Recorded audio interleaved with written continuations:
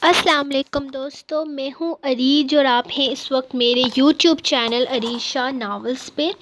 آج ہم ریڈ کرنے جا رہے ہیں ناول جنونیت کی قسط نمبر 43۔ تو چلیے سٹارٹ کرتے ہیں۔ جنونیت قسط نمبر 43، تحریر عریج شاہ۔ کیا مطلب ہے آپ کی اس بات کا دادا جان؟ کہاں ہے اس وقت حرم؟ اور میں اس کے بارے میں کوئی بھی سوال کیوں نہ کروں؟ وہ ان کے ساتھ ہی رکھی کرسی پر بیٹھا ان سے سوال کر رہا تھا۔ میں نے کہہ دیا نا کہ میں اس بارے میں کوئی بات نہیں کرنا چاہتا، تو خداش اس کا مطلب یہی ہے کہ میں اس بارے میں کوئی بات نہیں کرنا چاہتا۔ وہ ذرا سخت لہجے میں گویا ہوئے۔ اور آپ اس بارے میں کوئی بھی بات کیوں نہیں کرنا چاہتے دادا جان؟ یہ کوئی نارمل بات نہیں ہے، بلکہ میری بہن 32 گھنٹوں سے غائب ہے۔ اس کا کوئی اتا پتہ نہیں ہے۔ اگر وہ محفوظ ہے تو کہاں ہے؟ جواب دے مجھے، اور میں اس کے بارے میں کوئی بھی سوال کیوں نہ کروں دادا جان۔ مجھے حق حاصل ہے یہ جاننے کا کہ میری بہن کہاں ہے، کہاں بھیجا ہے آپ نے اسے۔ تمہیں حق ہے خداش، لیکن کیا تمہاری نظر میں ہماری یہ بات کوئی اہمیت نہیں رکھتی؟ کیا تمہیں ہم پر اعتبار نہیں ہے؟ ہم کہہ رہے ہیں نا کہ وہ جہاں بھی ہے بالکل محفوظ ہے، حفاظت سے ہے، تو تم ہماری بات کو کیوں نہیں مانتے؟ وہ یہاں سے جا چکی ہے، ہم نے بھیج دیا ہے اسے یہاں سے، اب شاید وہ کبھی بھی واپس نہیں آئے گی۔ یہ کہتے ہوئے دادا جان نے اپنی نظریں جھکا لی، جبکہ خداش کو لگا کہ ہسپتال کا چھت اس کے سر پہ آ گیا ہو۔ دادا جان پلیز پلیز مجھے کسی طرح کی پہیلی میں مت الجھائیں۔ مجھے صاف صاف بتائیں کہ حرم کہاں ہے۔ ہم سے کچھ مت پوچھو خداش، کچھ بھی نہیں۔ ہم تمہیں فی الحال کچھ نہیں بتا سکتے۔ وہ بے بس لگ رہے تھے۔ میں نہیں پوچھوں گا دادا جان، لیکن دنیا والے تو پوچھیں گے نا۔ کیا جواب دیں گے؟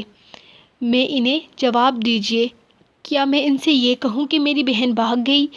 وہ ان کے سامنے بیٹھا ان سے سوال کر رہا تھا، جبکہ ان کے پاس کوئی جواب نہیں تھا۔ ڈاکٹر نے انہیں چیک کرتے ہوئے انہیں ہر طرح کی ٹینشن سے دور رکھنے کے لیے کہا۔ ان کی حالت کو دیکھتے ہوئے خداش مزید کوئی سوال نہ کر سکا۔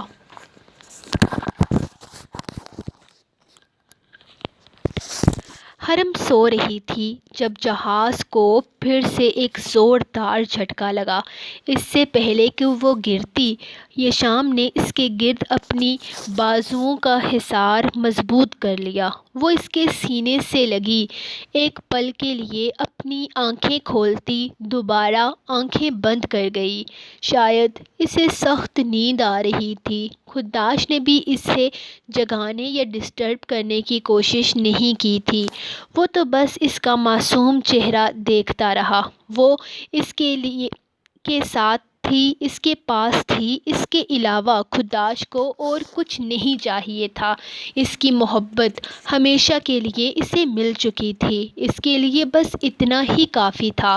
وہ ہمیشہ کے لیے سب کچھ چھوڑ چھاڑ کر آ گیا تھا۔ اس نے سوچ لیا تھا کہ اب وہ حرم کے ساتھ اپنی ایک نئی خوبصورت زندگی کی شروعات کرے گا، جس میں اس کے ماضی کا کوئی تلخ حصہ شامل نہیں ہوگا۔ اس کی نئی زندگی میں پرانا کچھ بھی نہیں ہوگا۔ وہ خوشی اور اطمینان سے اپنی نئی زندگی کی شروعات کرے گا، جس کے لیے وہ بہت خوش بھی تھا۔ اس سفر کے بعد ایک نیا سفر شروع ہونے والا تھا۔ اس کی نئی زندگی شروع ہونے والی تھی، اور اس وقت وہ انہیں سب چیزوں کے بارے میں سوچ رہا تھا۔ اپنا بچپن، جوانی، ہر لمحہ، ہر یاد کو وہ اپنے دماغ سے نکال چکا تھا، جو اسے اذیت دیتی تھی، جو اس کے لیے تکلیف کا باعث بنتی تھی۔ اب اسے خوشیاں دیکھنی تھی اور وہ اپنی خوشیوں کا منتظر تھا۔ سب کچھ بھلانا اس کے لیے آسان نہیں تھا۔ اس نے اپنی آنکھوں کے سامنے اپنی ماں کو مرتا دیکھا تھا۔ اسے تو اپنی اس عمر میں شاید باپ کے نام کی اہمیت بھی نہیں پتہ تھی، جب سے جب اسے اس کے باپ کا نام چھین لیا گیا۔ وہ تکلیف، وہ درد وہ بھول نہیں سکتا تھا۔ اس کی ماں اسے لیے سڑکوں پر سویا کرتی تھی۔ اس کی ماں کا امیر کبیر باپ اسے ہر روز کہتا تھا کہ وہ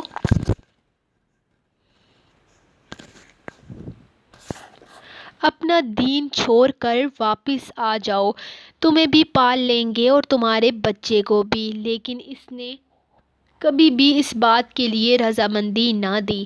وہ جیتی مرتی کیا نہ کرتی، لیکن اپنے بیٹے کو بھوکا نہ سونے دیتی تھی۔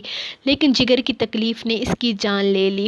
باپ تو پہلے ہی چھوڑ گیا تھا، لیکن ماں کے جانے کے بعد اب وہ اصل میں یتیم ہو گیا تھا، اور یتیموں کی زندگی گزارنا کیسا ہوتا ہے یہ شام سے بہتر شاید ہی کوئی جان سکتا تھا۔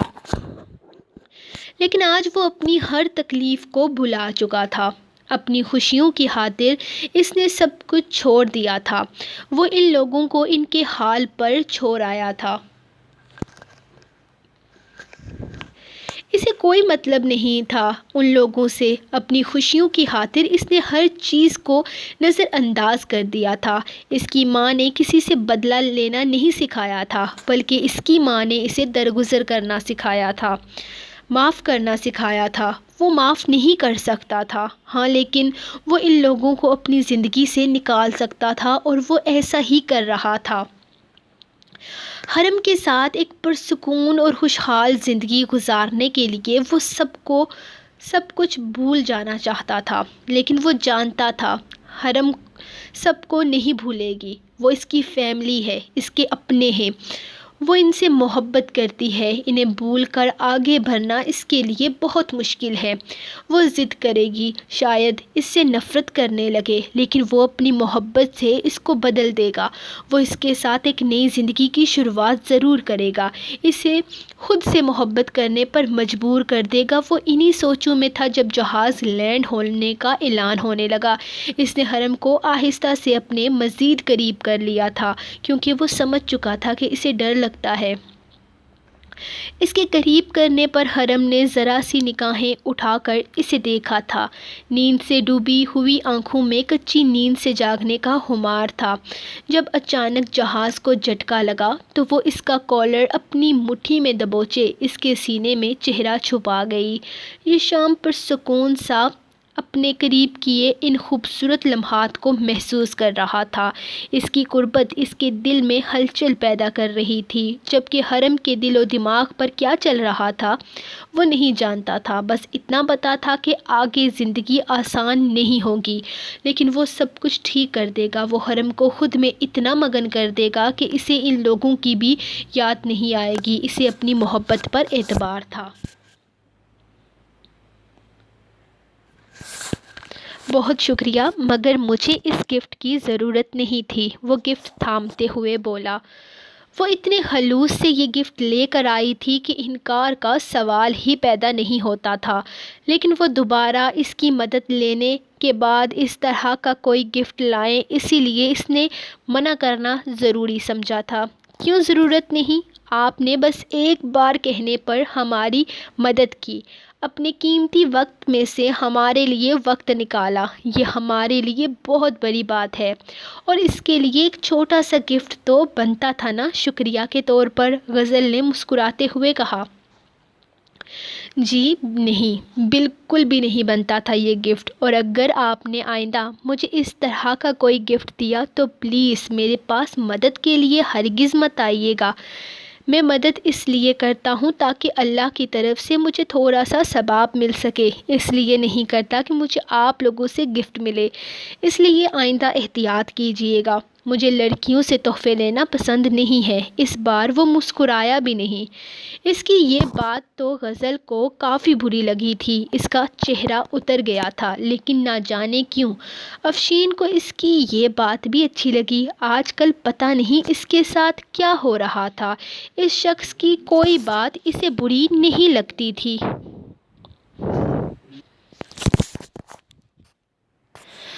جب سے اس سے ملی تھی، اس کی سوچ کا حصہ اکثر بن جاتا تھا۔ یہ کیوں ہو رہا تھا یہ تو وہ نہیں جانتی تھی، شاید ابھی تک تو وہ اپنے ہی دماغ کی سوچوں سے بہت دور تھی۔ مجھے یقین نہیں آ رہا احمر، یہ تم نے کیا کیا؟ تم نے یہاں شادی کر رکھی ہے، تمہارا ایک بچہ بھی ہے، تمہیں اندازہ بھی ہے کہ اگر یہ بات بابا جان تک پہنچ گئی تو وہ تمہیں اپنی جائیداد سے بے دخل بھی کر سکتے ہیں۔ ثاقب کاظمی آج ان سے ملنے کے لیے لندن پہنچے تو سیدھے اپنے گھر کی طرف ہی آئے تھے۔ ان کا بھائی ان کے گھر میں ہی رہائش پذیر تھا، لیکن یہاں ایک انگریز لڑکی کے ساتھ ایک چھوٹے سے بچے کو دیکھ وہ پریشان ہو گئے۔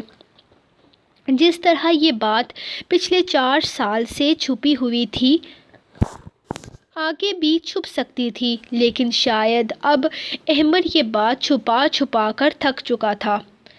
وہ بھی یہی چاہتا تھا کہ اس کی بیوی اور بچے اس کے خاندان کے سامنے آ جائیں۔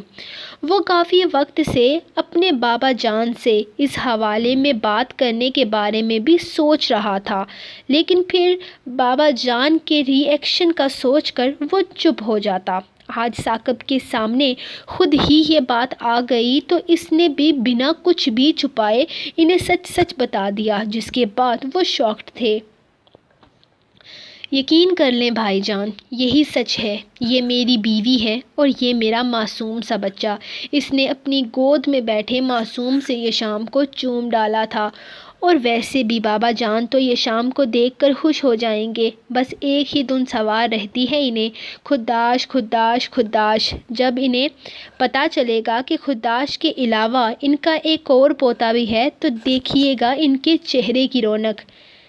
میں یہ سب کچھ نہیں جانتا، مجھے بس یہ پتہ ہے کہ بابا جان نے تمہارا رشتہ اپنی دور کی بہن کی بیٹی کے ساتھ طے کر رکھا ہے، اور تو اور پورے خاندان کے سامنے یہ بات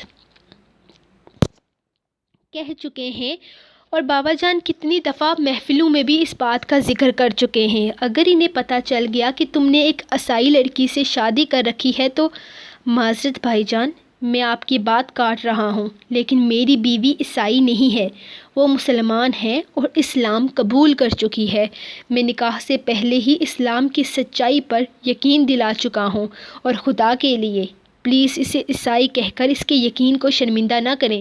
میری بیوی مجھ سے زیادہ میرے دین سے محبت کرتی ہے، میرا دین اسے میرے قریب لے کر آیا ہے، وہ اپنے سارے خاندان کے خلاف جا کر میرے ساتھ آئی ہے، میں نے اس سے نکاح کیا ہے۔ میں جانتا ہوں یہ بات میرے گھر والوں کو نہ بتا کر میں نے غلطی کی ہے، لیکن اب میں مزید گھر والوں سے کچھ نہیں چھپاؤں گا، اور اس میں آپ میری مدد کریں گے۔ میں اپنی بیوی اور بچے کو چھوڑ کر فی الحال پاکستان نہیں آ سکتا، ایسے میں آپ نے خود ہی بابا جان سے اس حوالے میں بات کرنی ہے۔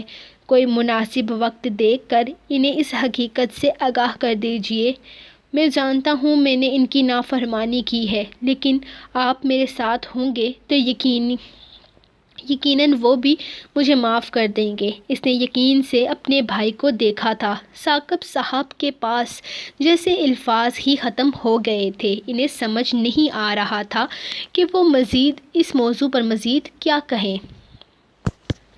کیا بات ہے سکلین، میں دیکھ رہا ہوں آج صبح سے تم کچھ زیادہ ہی غصے میں ہو، تمہاری طبیعت تو ٹھیک ہے نا؟ اگر تم ٹھیک محسوس نہیں کر رہے تو گھر چلے جاؤ۔ وہ راحت کے دفتر میں آیا تو وہ اسے دیکھ کر کہنے لگا، نہیں راحت بھائی، کوئی ضرورت نہیں ہے مجھے آرام نہیں کرنا، اور ویسے بھی اگر میں آرام کرنے بیٹھ گیا تو یقیناً بابا جان کو پھر سے مجھ پر غصہ کرنے کا موقع مل جائے گا۔ ان کی بنا مجھے سمجھ میں نہیں آتی، ایک بیٹا لندن میں بیٹھا ہے جسے دل کھول کر محبتیں بھیجی جا رہی ہیں، تحفے بھیجے جا رہے ہیں، اور ایک بیٹے کو یونیورسٹی میں داخل کروا رکھا ہے، باقی سارے بوجھ ہمارے کندھے پر ڈال دیا ہے۔ لیکن جب بھی بے عزتی کرتے ہیں تو ہماری کرتے ہیں، باتیں سناتے ہیں تو ہمیں سناتے ہیں، ان دونوں کو کچھ نہیں کہتے، اور پھر جب بات کام پر آ جاتی ہے تب بھی صرف ہمیں ہی سننے کو ملتا ہے، کوئی بھی انہیں کچھ نہیں کہتا۔ لیکن جب اماں جان نے جائیداد کی بات کی تو کہتے ہیں کہ اپنے 5 بیٹوں میں برابر میں تقسیم کریں گے۔ وہ بھائی وہ دونوں تو صرف بیٹھ کر کھا رہے ہیں، یہاں کام تو ہمیں کرنا پڑتا ہے، ہر چیز کی دیکھ بھال ہم کرتے ہیں، تو انہیں کیا سب کچھ پلیٹ میں سجا کر دیں گے؟ وہ ایک ہی سانس میں بولتا چلا گیا تو راحت نے جلدی سے اٹھ کر دروازے کو اچھے سے لاک کیا۔ میں نے تمہیں کتنی دفعہ کہا ہے، جائیداد اور بٹوارے کی باتیں یہاں کھلے عام مت کیا کرو، یہ ساری باتیں راز کی ہوتی ہیں، اور فکر مت کرو، جو جتنا محنت کرے گا اس کو اتنا ہی ملے گا، اور جو کچھ نہیں کرے گا اس کے ہاتھ میں کچھ نہیں آئے گا۔ اتنا اعتبار تو تم کر ہی سکتے ہو اپنے بھائی پر۔ وہ ان کے کندھے پر ہاتھ رکھتے ہوئے ذرا مسکرا کر بولے تو ثقلین کو جیسے کچھ تسلی ہوئی، وہ صرف ہاں میں سر ہلا کر رہ گیا۔ امایا کچن میں کام کر رہی تھی۔ اس کا ارادہ زریام کے لیے چائے کا گرم کپ بنا کر لے جانے کا تھا۔ وہ ناراض ہوتا تھا لیکن اتنا ناراض نہیں لگ رہا تھا جتنا کہ پہلے لگتا تھا، اور اس کی تسلی کے لیے اتنا ہی کافی تھا کہ وہ زیادہ غصے میں نہیں ہے۔ وہ جلدی جلدی چائے کا کپ بنا کر جانے لگی جب دروازے پر بری طرح سے سر چکرا گیا۔ اس کے سامنے زمین آسمان گھوم کر رہ گیا تھا، لیکن نظر انداز کرتے ہوئے وہ جلدی سے سیڑھیاں چڑھنے لگی کہ اسے ایک بار پھر سے اس کا سر چکرانے لگا، اور اس بار اسے سیڑھیوں کی گرل کو تھام کر وہیں بیٹھنا پڑ گیا تھا۔ وہ اپنی طبیعت ضرورت سے زیادہ خراب محسوس کر رہی تھی۔ بھابھی، آپ ٹھیک تو ہیں نا؟ کیا ہوا ہے آپ کو؟ شائزم، جو ابھی ابھی گھر کے اندر داخل ہوا تھا، اسے سیڑھیوں پر بیٹھا دیکھ تقریباً بھاگ کر اس کے پاس آیا تھا۔ کچھ نہیں، کچھ بھی تو نہیں، میں بالکل ٹھیک ہوں، میں اوپر جا رہی ہوں۔ اس نے جلدی سے اٹھنا چاہا جب اس کا سر پھر سے گھوما تھا۔ آپ کی طبیعت ٹھیک نہیں ہے، آپ یہاں بیٹھیں، میں بگ کو بلا کر لاتا ہوں۔ وہ اسے وہیں بیٹھنے کا کہتا جلدی سے اس کے کمرے کی طرف بھاگا تھا، اور اگلے 2 منٹ میں زریام اس تک پہنچ چکا تھا۔ کیا ہوا ہے تمہاری طبیعت کو؟ کب سے چکر آ رہے ہیں؟ کب سے طبیعت خراب ہے تمہاری؟ وہ جلدی سے اس کے پاس بیٹھتے ہوئے اس کا ماتھا چیک کر رہا تھا۔ بخار تو نہیں تھا، لیکن پھر بھی وہ ٹھیک نہیں لگ رہی تھی۔ بھگبی، میں گاڑی نکالتا ہوں، آپ جلدی سے بھابھی کو لے کر باہر آ جائیں، وہ زریام سے کہتا جلدی سے باہر کی طرف بھاگا تھا، جبکہ زریام اس کی کسی بھی بات کو اہمیت دیے بنا اس کا ہاتھ تھام کر اسے سہارا دیتا باہر لے گیا تھا۔ کنگریچولیشنز مسٹر شاہ، آپ کو بہت بہت مبارک ہو، آپ کی بیگم ماں بننے والی ہیں، ان کا دوسرا مہینہ چل رہا ہے۔ میں آپ کو کچھ احتیاط لکھ کر دیتی ہوں، آپ ان پر عمل کیجیے گا، پہلا بچہ ہے تو زیادہ توجہ کی ضرورت ہوگی۔ ڈاکٹر نے مسکراتے ہوئے ایک پرچی اس کے حوالے کی تھی، جبکہ زریام تو جیسے سکتے میں تھا، اسے سمجھ ہی نہیں آ رہا تھا کہ وہ کیا کہے۔ وہ اس کے ہاتھ سے پرچی تھام چکا تھا۔ کل رات امایا کا شرمانا، گھبرانا، اور پھر شاید اس نے اسی سلسلے میں فون بھی کیا تھا۔ وہ اسے یہی خوشخبری سنانا چاہتی تھی، لیکن زریام کے چہرے پر اس خبر کو سن کر کسی طرح کی کوئی خوشی نہیں آئی تھی۔ وہ باپ بننے والا تھا، اس کے وجود کا حصہ اس دنیا میں آنے والا تھا، لیکن اس کے چہرے پر تو جیسے چپ ہی لگ گئی تھی۔ ڈاکٹر بھی شاید اس کی خاموشی کو ناخوشی کا نام دے دیا تھا۔ جتنی خوشی سے اس نے یہ خبر سنائی تھی، دوسری طرف سے اتنا ہی ٹھنڈا رسپانس اسے ملا تھا۔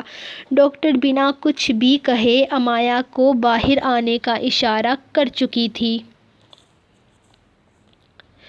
پہلا بچہ تو کسی بھی شادی شدہ جوڑے کے لیے بہت خوشی کا باعث بنتا ہے، لیکن شاید آپ ابھی باپ بننے کے لیے تیار نہیں تھے، لیکن اس نوازنے والی ذات نے آپ کے لیے یہی وقت مقرر کیا ہے۔ ڈاکٹر نے اس کی خاموشی کو محسوس کر کے اسے خبر کی اہمیت کا احساس دلایا تھا، جبکہ ڈاکٹر کی بات پر بھی سریام کے چہرے پر خوشی کھوجنے کی کوشش کرنے لگی، لیکن وہ اسے باہر آنے کا اشارہ کرتا خود بھی باہر نکل گیا تھا، جہاں شائسم ان کے آنے کا انتظار کر رہا تھا۔ سو گائز، یہ رہی آپ لوگوں کی آج کی ایپیسوڈ۔ ملتے ہیں کل نیکسٹ ایپیسوڈ کے ساتھ۔ ویڈیو کو لائک کر دیجئے، کمنٹ کر دیجئے اور چینل کو سبسکرائب لازمی کریں۔ تو ملتے ہیں کل، تب تک کے لیے دیے اجازت، اللہ حافظ۔